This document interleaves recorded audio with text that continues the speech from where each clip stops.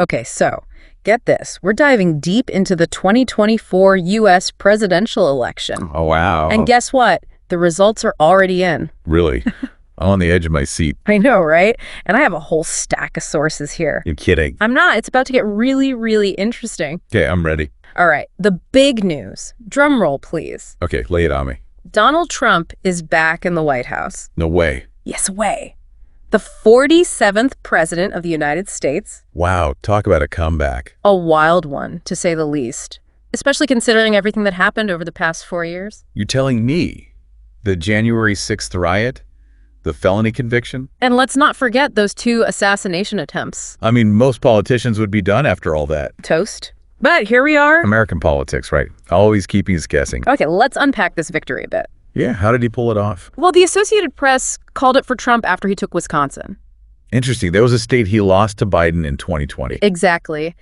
And he flipped a couple more key battleground states, too. Yeah. Pennsylvania and Georgia. Huh. Looks like those areas had a change of heart. Seems like it. And get this, Milwaukee was crucial in Wisconsin. No kidding. I guess we'll have to dig deeper to see what really shifted the votes there. For sure. But one thing's certain. The world is definitely watching all this unfold. You got that right. Global implications and all. And the reactions are all over the map, from very cautious congratulations. This straight-up celebration, probably. Oh, yeah, you know it. Take Benjamin Netanyahu, for example. Israel's prime minister. The one and only. He was over the moon, called it history's greatest comeback. Laying it on thick, isn't he? Totally. And he went on and on about how this strengthens the U.S.-Israel alliance. Well, compare that to Justin Trudeau up in Canada. Much more subdued, right? Definitely more diplomatic, probably because of their history with Trump during his first term. Good point. Netanyahu was a close ally. While Trudeau had, shall we say, a few memorable clashes with Trump. Yeah, he basically offered congrats and talked about the country's friendship, but acknowledged there's been some tension. A smart move. Got to maintain that relationship no matter who's in the Oval Office. Exactly. And then there's Putin, playing it cool as always. What's his take? The Kremlin, through their spokesperson, Dmitry Peskov, you know. Right, the official voice. Basically said, hey, we see the U.S. as unfriendly. Ouch. And they're going to wait for concrete actions from Trump, not just campaign promises. Makes sense. Plenty of history there. And Putin's a chess player. Absolutely. Then we have Zelensky from Ukraine. What did he say? He specifically mentioned liking Trump's peace through strength approach. Interesting. Hoping Trump can apply that to the situation with Russia. I guess we'll have to wait and see how that peace through strength thing actually plays out in real life. No doubt. Okay, let's switch gears a bit. What about the impact of this on some key issues? Yeah, like what? Climate change, for starters. Wow, that's a big one. Oh. What are our sources saying? Well, the Norwegian environmental group Bellona. I've heard of them. Pretty influential. They basically said the U.S. is no longer a driving force globally to reach the 1.5 Celsius target. Wow. Not mincing words, are they? Not at all. Yeah. Basically saying, don't count on the U.S. to lead the charge on climate change with Trump in charge. Okay, but for those not totally up on climate lingo, what does that 1.5 Celsius target actually mean? Right, good point. Could you break that down for us? Sure. So scientists say we need to limit global warming to 1.5 degrees Celsius above pre-industrial levels. Okay, and why is that? Well, it's like a critical threshold. A tipping point. Exactly. If we go past that, we're talking about the most catastrophic effects of climate change. Gotcha. So Bellona is basically saying they don't have much faith in the U.S. taking a leading role in fighting climate change with Trump back. That's the gist of it, yeah. And a lot of people share that concern. Moving on to another hot-button issue, abortion rights. Tons of state-level ballot measures on this election. Wow, a lot of action on that front. And some wins on both sides. Really shows how split the country is. A reflection of that deep polarization we've been talking about. For sure. So we had Arizona, Missouri, Montana, Nevada, New York, and Colorado, all with measures protecting abortion rights passing. Big wins for those advocating for abortion rights. But on the other hand, we saw efforts failing in Florida, Nebraska, and South Dakota. A mixed bag of results, highlighting just how complicated this issue is. Totally. This debate is far from over. Absolutely. And the Supreme Court, now with a conservative majority, thanks to Trump's appointments during his first term, will definitely be a major player in all this. All right, let's talk money now. The markets. They always have a knee-jerk reaction to this stuff. It's like they have a life of their own. Seriously. So we already touched on the initial surge in U.S. futures markets. But let's get specific. Okay, Bitcoin, it went wild, hit a record high, then settled back down. A roller coaster ride. Tell me about it. A lot of people are saying it's because of Trump's past support for cryptocurrency. And his campaign promises to make America the crypto capital of the planet, right? Exactly. Investors are betting on Trump's stance translating into actual policies. A risky gamble, but one some seem willing to take. And then there's Tesla. Elon Musk and all that. Yep, their stock price shot up after Trump won, probably because of Musk's open support for him during the campaign. Interesting, especially compared to other electric vehicle manufacturers who saw their stock prices dip.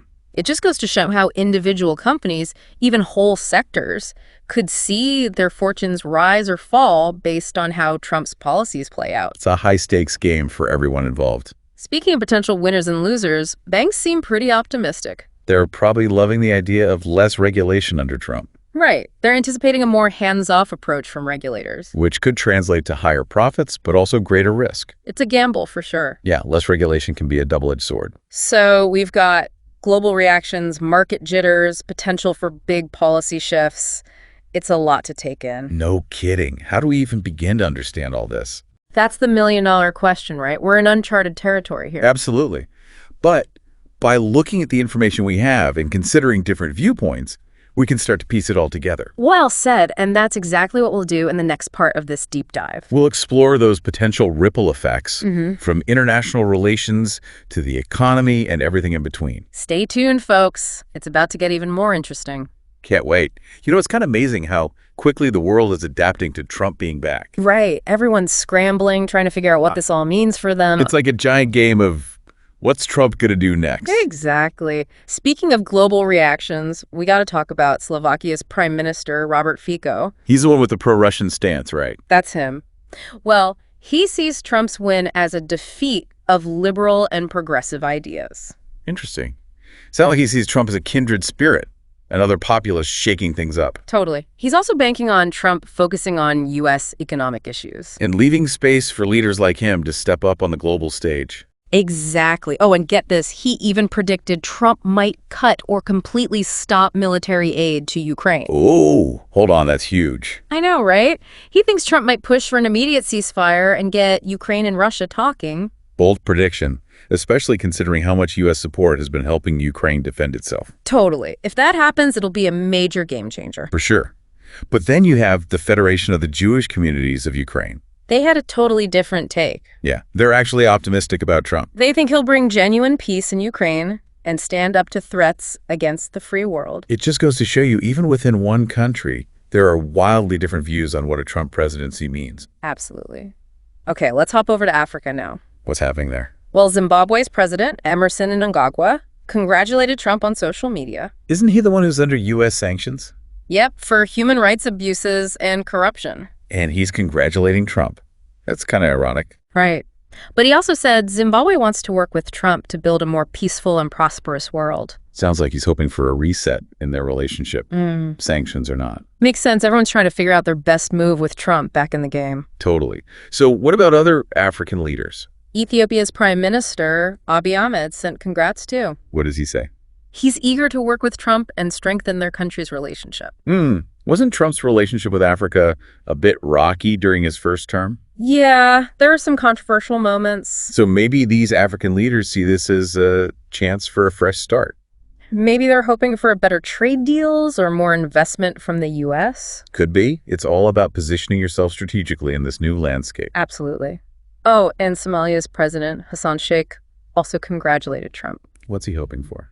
Continued strong collaboration, especially on peace and security. So a lot of olive branches being extended from African leaders. Yep, they're signaling they're open to working with Trump. Even with any past disagreements they might have had. Exactly. But it's not all sunshine and rainbows, you know? Oh, yeah. What are some of the less enthusiastic reactions?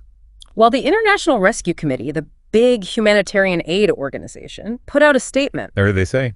They're urging the Trump administration to stay committed to humanitarian leadership. Basically saying, don't forget about the most vulnerable people in the world. Exactly. They're worried about Trump's America First rhetoric. Right. They're calling for a more compassionate approach to foreign policy. They specifically called out policies that demonize immigrants and asylum seekers. Important point, especially considering Trump's past stance on immigration. Right. And they highlighted the positive impact of the U.S. refugee resettlement program. They're really appealing to Trump's human side, saying these programs save lives and enrich American society. All right, let's zip back over to Europe for a minute. What's going on there? Well, Latvia's president, Edgars Rinkevics, congratulated Trump. What was his message? He stressed the importance of a strong Europe alongside a strong United States. Emphasizing that their security and prosperity are interconnected. Exactly. And Lithuania's president, Gitanas Nausėda, echoed that. They're both really worried about Russia, aren't they? Yeah, especially Lithuania. They rely heavily on the U.S. for security guarantees. Makes sense, given their history with Russia. Right. And Estonia's president, Alar Karis, also chimed in, talking about their shared values and commitment to global security. Sounds like they're all hoping for continued U.S. involvement in NATO. And reassurance that the U.S. will defend Europe if things get dicey. Given Trump's America First stance, it's understandable why they'd be a bit nervous. For sure. Bulgaria's president, Rumen Radev, also congratulated Trump. What's his take? He's confident that their strong strategic partnership will continue. Sounds like he's banking on that personal relationship he built with Trump during his first term. Maybe. And Poland's Prime Minister, Donald Tusk, kept it simple. Just a congrats message on social media. So a mix of cautious optimism and strategic positioning from European leaders. Yep. They're all trying to figure out how to work with Trump in this new reality. It's a delicate dance. Totally. Now let's head over to Asia and the Middle East. What's happening in that part of the world? Japan's Prime Minister, Shigeru Shiba, was quick to reach out to Trump. What did he say? He wants to connect with Trump ASE to discuss strengthening the U.S.-Japan alliance. Makes sense. Japan's a key U.S. ally in that region, especially with tensions rising with China. Exactly. And South Korea's President Yoon Suk-yeol congratulated Trump, too. Interesting. Didn't things get a bit bumpy between the U.S. and South Korea during Trump's first term? Yeah, they had some disagreements over trade and military costs. So what's Yoon's message here? He's optimistic about an even stronger U.S.-South Korea alliance under Trump. Hoping for smoother sailing this time around, I guess. Maybe. Oh, and Jordan's King Abdullah II sent congrats, too. What did he say? He wants to work with Trump to promote peace and stability in the Middle East and globally. Jordan's a crucial ally for the U.S. in that region. Totally. They're key players in peace negotiations and fighting terrorism. So this message from King Abdullah signals they want to keep that partnership strong. Exactly. And just to show you how far this all reaches, even FIFA's president, Gianni Infantino, sent congrats to Trump. Really? What does FIFA have to do with U.S. politics? Well, he's excited about the 2026 World Cup, which is being hosted mostly in the U.S. You got it. It's a reminder that U.S. elections have a global impact, even in the world of sports. Makes sense. A huge event like that has major economic and cultural implications. Right. But it's not all celebrations and handshakes, you know. Of course not. What are some of the less positive reactions?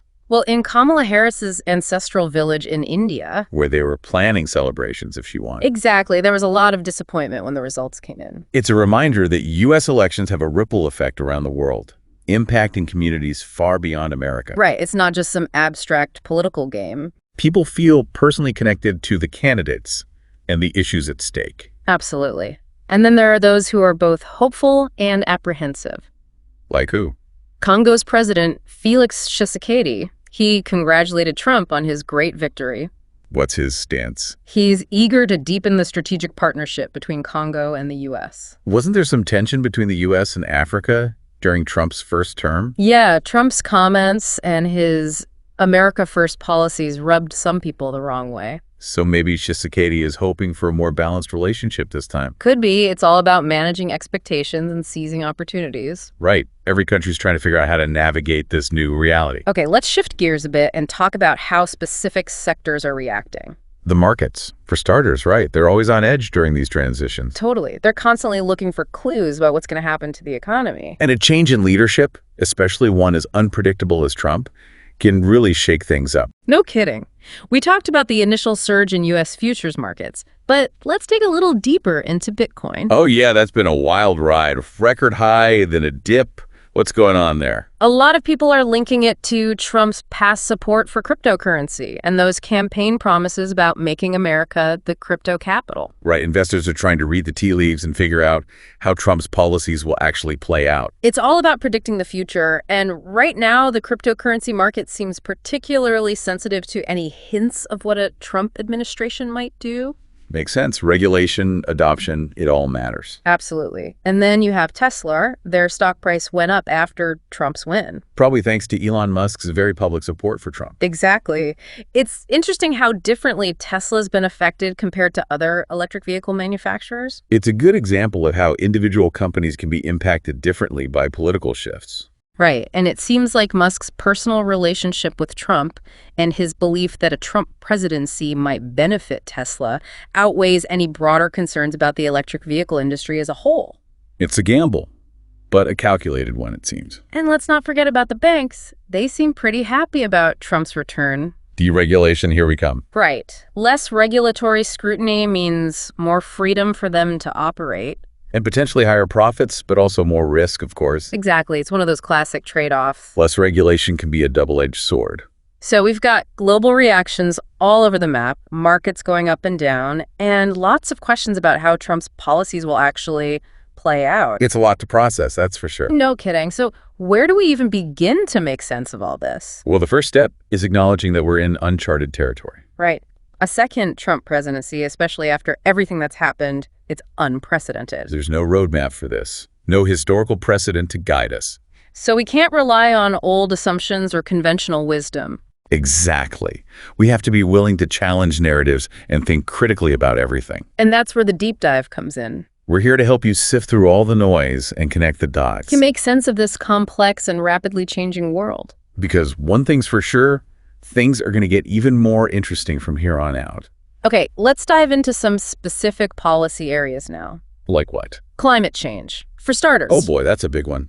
What are our sources saying? Well, the overall feeling from environmental groups and experts is one of deep concern. Bordering on despair, I imagine. Yeah, they see Trump's return as a huge setback for the fight against climate change. Pointing to his past actions, like pulling out of the Paris Agreement, and his skepticism about climate science. Right. Remember that statement from Ballots, the Norwegian group? The one about the U.S. no longer being a driving force to reach the 1.5 Celsius target. Exactly. They basically think Trump's election means the U.S. is out of the climate game. And that sentiment is shared by a lot of people in the environmental community. They're worried that Trump's policies will weaken U.S. efforts to reduce emissions and give other countries an excuse to backtrack on their commitments. The domino effect. And it's not just international agreements. Trump's domestic energy policies are worrying too. Right. During the campaign, he talked about expanding fossil fuel production and rolling back environmental regulations. Which goes against everything scientists are saying about climate change. Exactly. The scientific community is crystal clear. We need to ditch fossil fuels and embrace renewable energy. If we want to avoid the worst-case scenarios. Precisely. But Trump seems to be prioritizing short-term economic gain over long-term sustainability. So the outlook for climate action under Trump looks pretty grim. It's a major concern, for sure. What are the potential consequences of doing nothing? Oh, they're dire. We're talking more extreme weather events, rising sea levels, food shortages, mass displacement, global conflict. It's like a chain reaction, one problem leading to another. Exactly. And it affects everything, human society, the natural world, everything. It's a reminder that our choices today have consequences for generations to come. Absolutely. And it's not just climate change that's back on the table. You're talking about abortion rights. Yeah, that debate's been reignited with Trump's victory. And it's an issue that deeply divides the country. No doubt about it. We had those state-level ballot measures, some wins for abortion rights advocates. Arizona, Missouri, Montana, Nevada, New York, Colorado. Right. But then efforts failed in Florida, Nebraska, and South Dakota. It's a complex and emotional issue, and it's not going away anytime soon. Totally. And with the Supreme Court now having a conservative majority thanks to Trump's appointments. There's a real possibility that Roe v. Wade could be overturned or weakened. That would be a huge shift in American law. With profound consequences for women's reproductive rights. Okay, so we've covered a lot here, from global reactions to the potential impact on major issues like climate change and abortion rights. It's been a whirlwind. Totally. So, what's the takeaway? What should our listeners be thinking about going forward? Well, I think the main point is that we're living in a time of massive change and uncertainty. The old rules don't apply anymore. Right. The future is unpredictable. But that doesn't mean we should just sit back and watch. Absolutely not.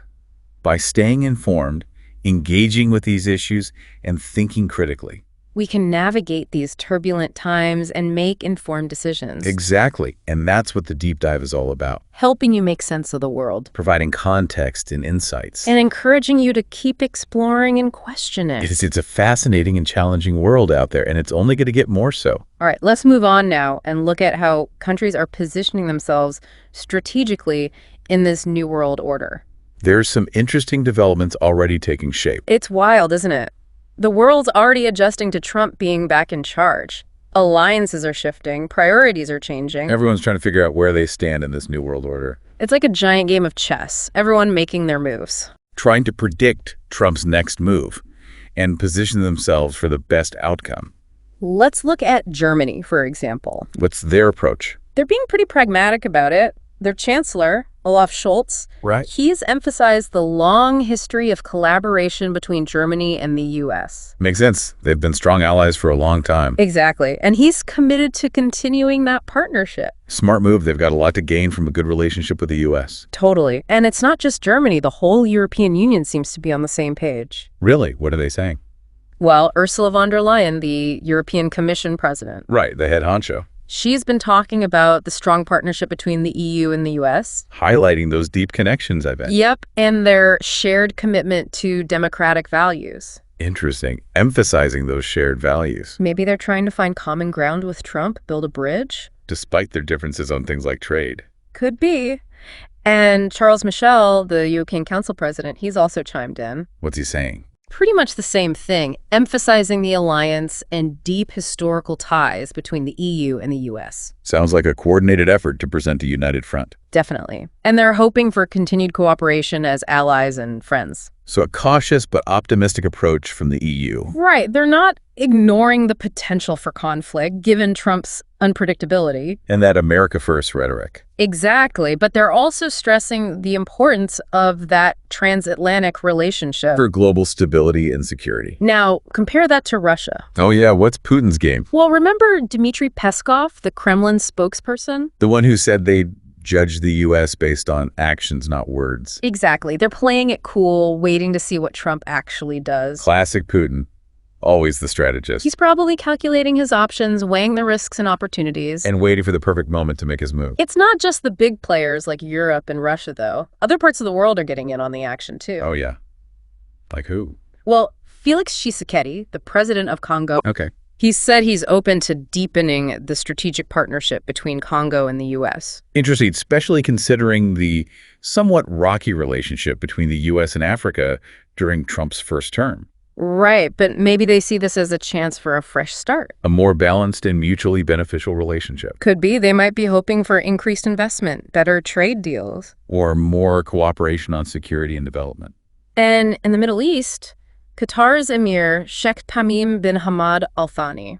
Okay. He said he's looking forward to working with Trump again. To promote security and stability in the region. Exactly. Qatar is a key U.S. partner in the Middle East. They host a major U.S. military base, and they're involved in a lot of diplomatic efforts. So their continued cooperation is really important for tackling things like terrorism, energy security, and keeping the region stable. It's a complex web of alliances and interests over there. Absolutely. So we've got all this diplomatic activity going on, but it's not just about geopolitics. Right, there are economic implications too. Trump's America First policies, those tariffs he loves. They could have a big impact on the global economy. We've already seen some jitters in the stock market and the cryptocurrency market. Investors are trying to figure out how Trump's policies will affect their bottom line.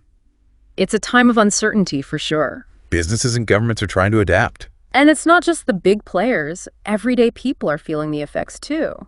Changes in trade, immigration, environmental regulations. They can impact jobs, prices, quality of life. It's a reminder that politics isn't just some abstract game. It has real-world consequences for all of us. It's shaping our societies, our economies, our future. So as we wrap up this deep dive into the 2024 election and its impact on the world, what are your final thoughts?